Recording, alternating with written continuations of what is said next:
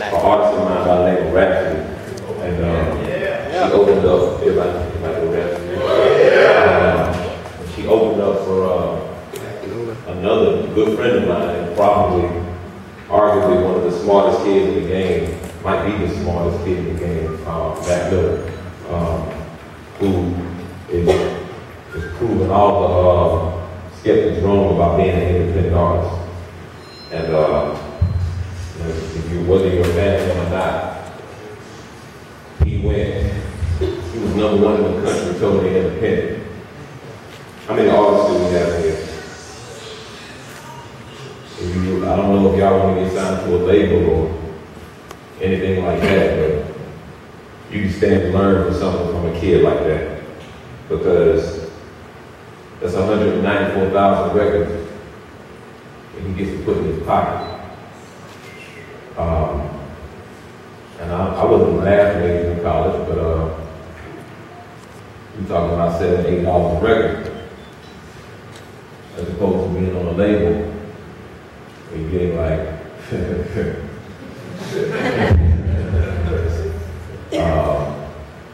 2 cents a record, or you never get a full penny of it.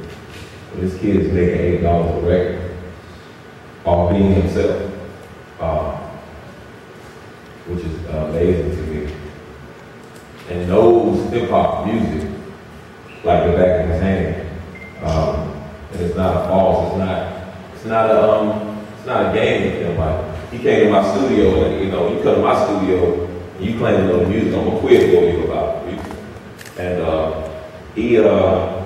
I was asking him about records, and he was firing back so fast, like, and he was high doing it at the same time. So I'm like, okay, like, this kid is not a joke. And but just that's the last time I was down in Orlando. Before that, I was down here with 2 guys by the name of Fonte and Big Pooh. We were at the first social. Socials, 2 places now, different places. And we came down here to do a show. That was a live show.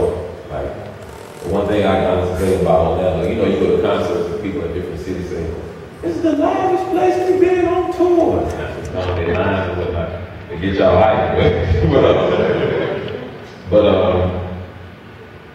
that's the social at the time. That was one of the best little brother shows we ever had, and that was before the minstrel show dropped. That was 2004. How many little brothers we had together?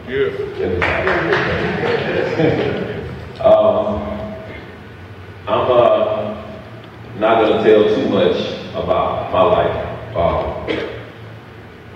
because the movie is gonna do a lot of it. But I am from Winston-Salem, North Carolina. From nowhere else. I've gotten, oh, you from New York, or you from up north, because of the type of music that I make. Because at the time, when I was listening to, when I started listening to hip hop, which was the first record I ever heard in 1982, was African Bambaataa and Soul Sonic Force, Planet Rock. At the time, North Carolina and everywhere else was consumed with music that sounded like you were from up north. I mean, even when Ice Cube was with NWA in 89 and 90, he couldn't get the Bomb Squad to do the rest of his records. So this is a sound that consumed everywhere. If you watch Yo on TV, if you watch Yo on TV Raps, that was a sound that consumed all of us at the time. And that was the sound that made me the first, as cliche as it may sound, the first record that made me want to be a producer. And we'll get into the difference of producers and beat makers in a second. But the record that I wanted to be a producer, I was at home, it was the summer of 1992. And at the time, I didn't know what a producer was. Like, you knew who was a DJ, and it was a rapper, but I didn't know exactly what a producer was in 1992. I mean, I knew there were beats, but I didn't know the producer did the beats. Because you all never seen producers. I don't think you saw probably the most visible producer at the time, around that time, in hip hop was Marlon Law, with the Juice Crew, and Dr. Dre, of course. But even at the time, you didn't really you didn't know Dr. Dre did beats. Like, you just thought he was a part of NWA. Like, but around that time, it was Marlon Law. And so, DJ Premier, you know, was a James Star, and No One Mr. Nice Guy, but still, they showed you the video cut, and you didn't know what a producer was. But the first song that made me want to be a producer, I said, man, I got to be, whatever I got to do, I got to be at least a producer. And I think that's where cats get confused. Some cats say, well, I want to make money, and some cats say, oh, well, it's so many producers get in rap and stuff, girls. Like, let's be honest, y'all. Like, fellas, like, you want to get in the game because you want to, you know, you think that's what girls want or like. But, you know, for me, I just wanted to be a part of the fraternity called producers.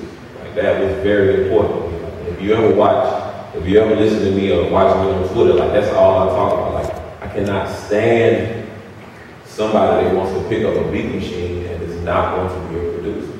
Like, that is one of the biggest pet peeves of mine, because who taught me? And so,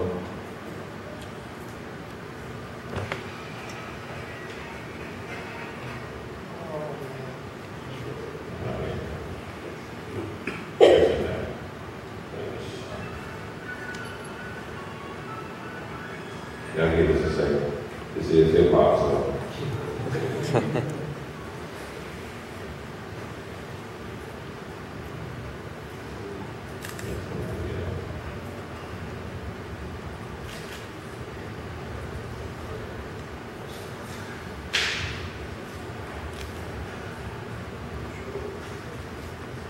Before we get it playing, because they reminisce of you by P-Rock and CL Smooth. And I saw P-Rock in the video, and for some strange reason, I didn't want to be CL Smooth. Like, you know, you look at rap videos, you're like, I want to be the dude. You know, the key in selling records, they always say, you know, especially when it comes to the male side of hip hop, guys gotta want to be them, ladies gotta want to be them. That's the rule. Like, anybody that comes out, they don't sell, you can't name me a person in hip hop that has sold tons of records. And those two things are not true.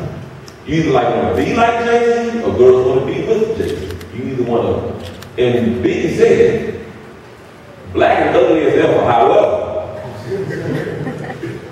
either you want to be with Biggie or girls, you want to be Biggie or girls want to be with Biggie. Like, this is the thing that sells records. I wanted to be like P-Rock. Like, I wanted to be the dude, you know, for our first early years, little brother, man. Cash say, man, I didn't think you could talk.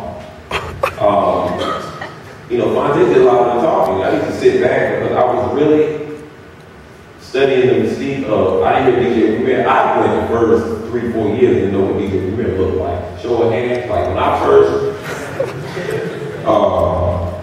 you know, met, well, got in the next song, I didn't find out what DJ Premier looked like until might have been David Operation. And then on that club, he was sitting way in the back. Like, he wasn't in the front. So,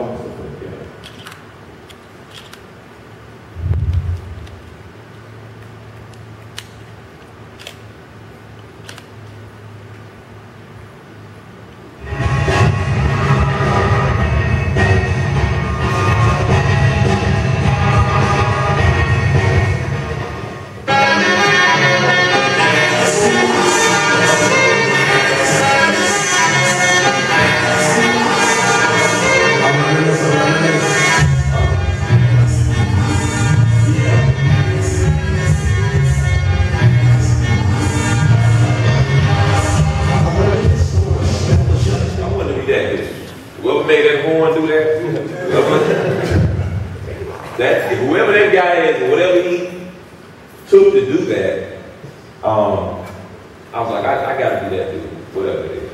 And I didn't know, also coming from, I'm from North Carolina, so a lot of cats that grew up in North Carolina, mom and dad are really into the church. Anybody from that area of the country? Where you from, bro? We're from here, just like you're saying. About North Carolina, what? Anybody know where we from? Bull City. Well, it's okay. You know what I'm talking about. Shout. Triangle. Research triangle. Anybody else? Yes. You from Alabama? You from North Carolina? Okay. But you understand what I'm saying? I mean, that's what it was. It's like, you grew up in the Bible Belt, you really don't really have a good grasp of what hip hop is, or you know what it sounds like, but you really don't know that these records that you hear are samples or records from the 70s. But my mom and dad was listening to, by the time we got to 1978, 79, like all my dad played was James Cleveland. Like he played spirituals, we call them spirituals, and that's all he played with. I really didn't understand that it was these records I was listening to had samples in the background until I got to college. And this, I was playing, you know, in my room playing music. And I argue all the time. I had the best, my freshman year of college was 1993. And in the fall of my freshman year, Doggy Style, from September to December, Doggy Style, Enter the Stage, Enter the Wu-Tang, and Midnight Marauders came. My freshman year, my fall semester, it was incredible. Like, that's when I stayed, that's when I'm like, okay, am I going to eat today, or am I going to buy a CD? Which one am I going to do? Do I want to eat tonight, or you know, so the playlist comes out tomorrow, right?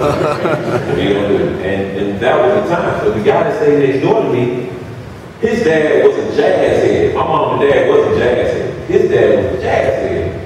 And so he said, "Now I want you to listen to something." Because I had a keyboard in my room. I had a keyboard that big sitting in my room. He said, "I want you to listen to something, man." And I went next door, and I went to North Carolina Central, a black school. I went to historically black school, but sometimes the hot water doesn't work, and the lights might not work for 3 hours. You know, black schools are a special place. Special place. And so we really stuck together. He's like, "I want to play this record. I'll play this tape." And he played me a song by a man named Ronnie Laws. And it was a sample of "Who Got the Props" by Black Moon. And I'm thinking, well, that's Black Moon. He's like, "No, it's Ronnie Laws." Like, "No, it's Black Moon." Like, "No, that's Ronnie." I was like, "Who's Ronnie Laws?" And that just opened up the Pandora box for me when it came from cats in the 70s. I say all the time that probably the 1970s is the best decade of music. The best, like 100% from all realms. Funk, soul, rock music, like that was the best. 1971 to 1977. I don't think there'll ever be a time that we'll be at the top of the time of music. Maybe it was because of the heavy drugs. You know, everybody was on heroin or whatever they were doing, like they were smoking. The weed that's being smoked now is not the weed they were smoking. Like the weed that's smoked now is not the weed they were smoking. It's something else. But I really started digging for records. And I was in school to be a history major. And so I'm getting some world, man. And start making beats. And the first thing I made a beat on was a program called Hammer. Anybody ever heard of this program? One brother. Hammer, and at the time, you might know it now as Adobe Audition, but it was known as Kool-Aid Pro. And there was this guy I used to argue back and forth about. It's funny to see people on Two Dope Boys and people on Twitter that talk about who's the best between 91 or Dilla or P-Rock and Premier. Sometimes it gets on my nerves, but I had to put myself in that frame of mind because I used to argue who's the best between DJ Premier and the RZA. So this one guy. And he was like, the RZA, I'm like, no, Premier. And so he got a computer and put Kool-Aid in the hammer. He said, man, come on to the room, I'm over there making beats. I'm like, you doing what? So I went over there, and the first beat I made, I thought it was trash. But it was completely trash. I said, you know what? I didn't even record it. I didn't even let anybody hear it. And that's the biggest mistake from artists.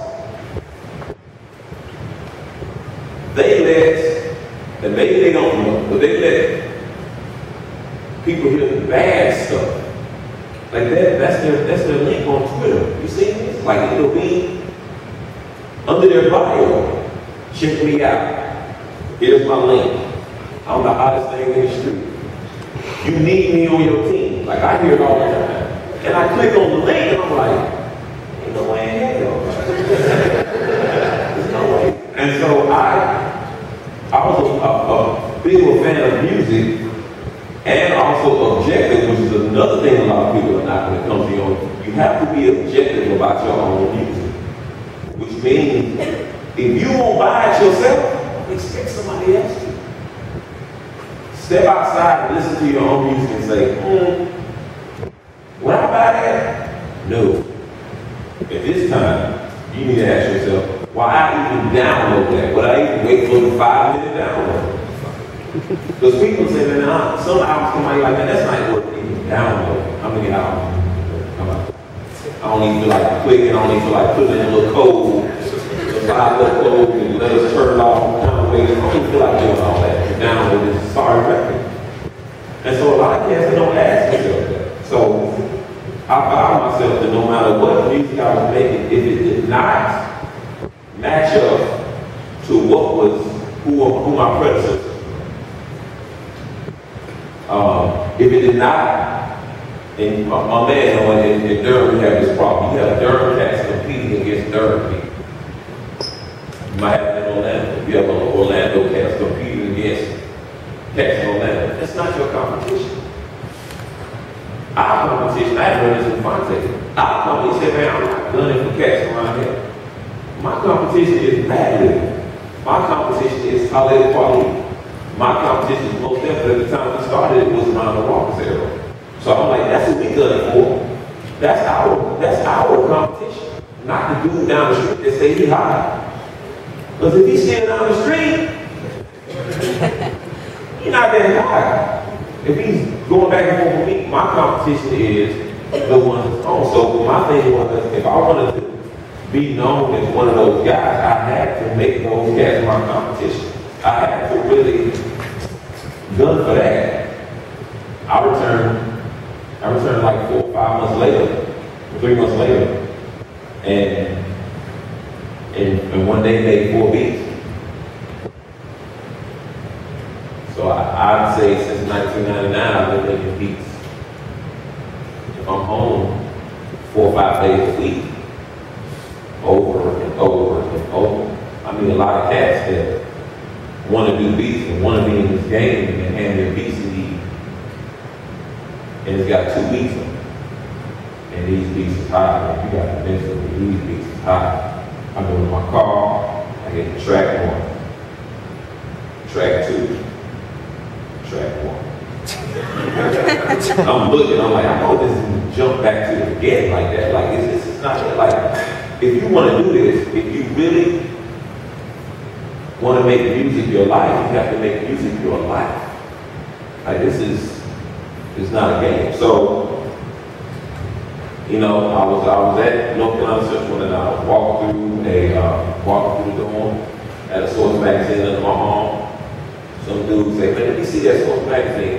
And it's like, I headed to him, I ran back up my room, came back down, and he opened the book up and he looked at the source and he flipped through the source and he was like, man, I can't wait for this to come out. And he pointed to the page and it was an advertisement for the first sound.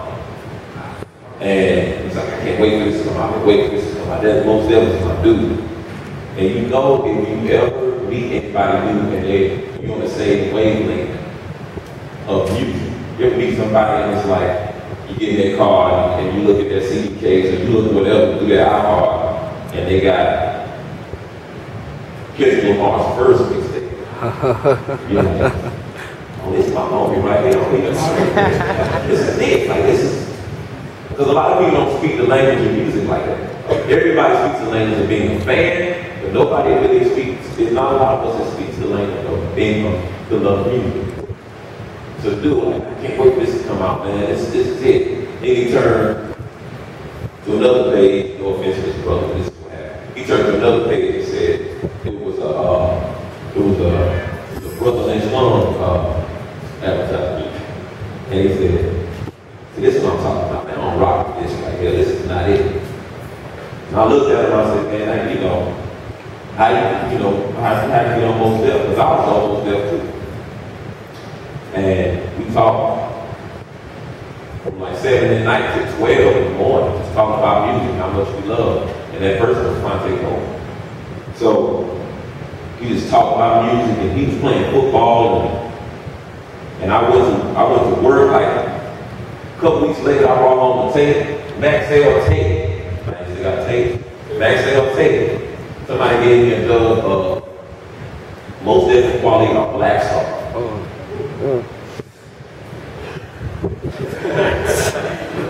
And I took it to him. And we sat and listened to it. We listened to it over and over and over and over. He said, man, let me turn you on to something. And he played me. He said, you ever seen the movie Office Space? Yes. He said, and he played me. He said, man, this is a movie from Detroit called Slum Village. And this is, by the way, y'all, this is Kevin Price.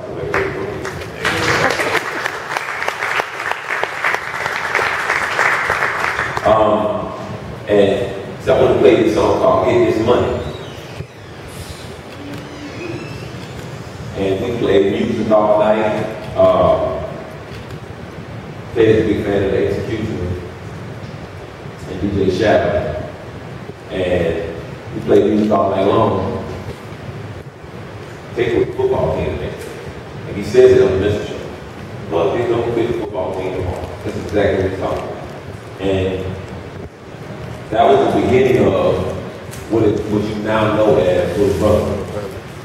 And we just went for it. Like, we didn't even look for a deal when we first started to listen.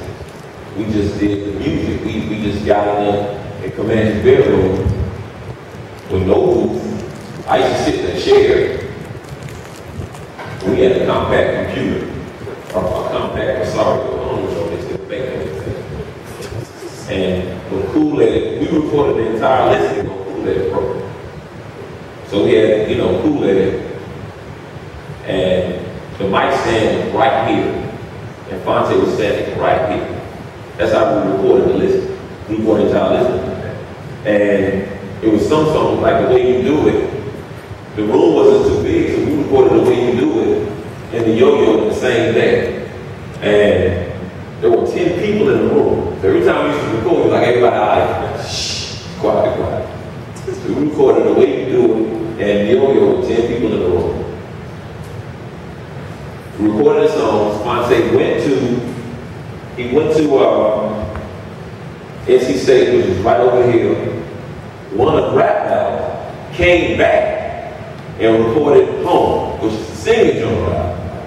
I'm like, this dude was gonna go battle in a rap battle and come back to sing on the track. Like, and that was kind of the beginning of foreign exchange. You know it's foreign exchange.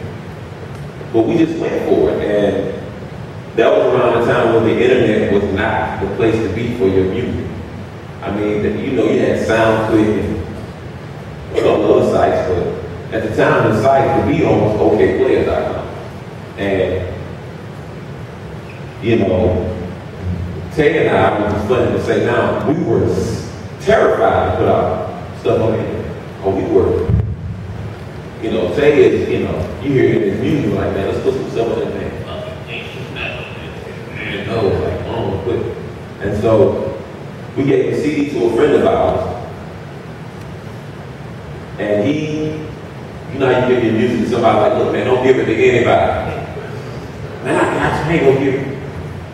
He gave it to somebody. This is the time when somebody that didn't want to give anybody like he did what he wasn't supposed to, when it worked out for the best. He gave Our Music. He gave you 2 records. He gave you Speed and Whatever You Say. Right? And he gave it to this guy at All State by the name of Brainchild.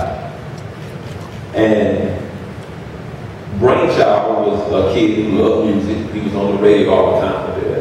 And he just so happens to be the person that Questlove used to record shop with when Questlove used to come to Indiana. So Questlove came through Indiana one time and Brainchild played him our music. By this time, our homie had sent him 5 or 6 little brother records, unsolicited little brother records we were not supposed to have. And that's how Questlove became a fan. So we learned from that if your music is great, if you have great taste in music, you're able to judge your music and know it's good music, put it out, man. Like, don't sit on your music. Like, not in this day and time. I mean, a lot of cats, man, that are very talented is like, and I don't want to put it out. Why not? I was just thinking, man, it's right, put it out. Well, what's going to happen to that? It's the fear of the unknown. Like, this music game is so unpredictable, and it's really the fear of the unknown. It's fear of being judged. A lot of people don't put their music out because they don't want to be judged. And it's just that natural fear of, I don't know what's coming next. College, the wonderful thing about college, it teaches you how to have discipline and time management, but it also teaches you to think inside the box. College is supposed to teach you how to critically think, but it teaches you also to think inside the box. So a lot of people live their life like, okay, I'm going to do this next, and I'm going to do this and this. There's no plan when it comes to music at all. You can try to plan. I've seen elaborate schemes where labels try to plan an artist, you know. If you ever speak or talk to any artist that made it, no story is the same. There is no going to sleep outside the lake. There is no somebody's going to come to town and I'm going to give you a CD and you're going to listen to it and call me back when you go home. It's very difficult. That person has probably got 50 CDs there. You may be CD number 15. 9 times out of 10, you're not going to hear it. Everybody's story is different. Everybody. So that's how, you know, Fonte and I got started. And we were from North Carolina, but got signed by a label on the West Coast. ABB Records. Only thing we knew about ABB was Dilated People. That's all we knew. That's all we really needed to know, really. And they were putting out singles, they wasn't putting out albums. And we signed to ABB Records. Fonte, Big Boy, and I was a manager, Big Go. We signed to ABB Records for a grand total of $2,000.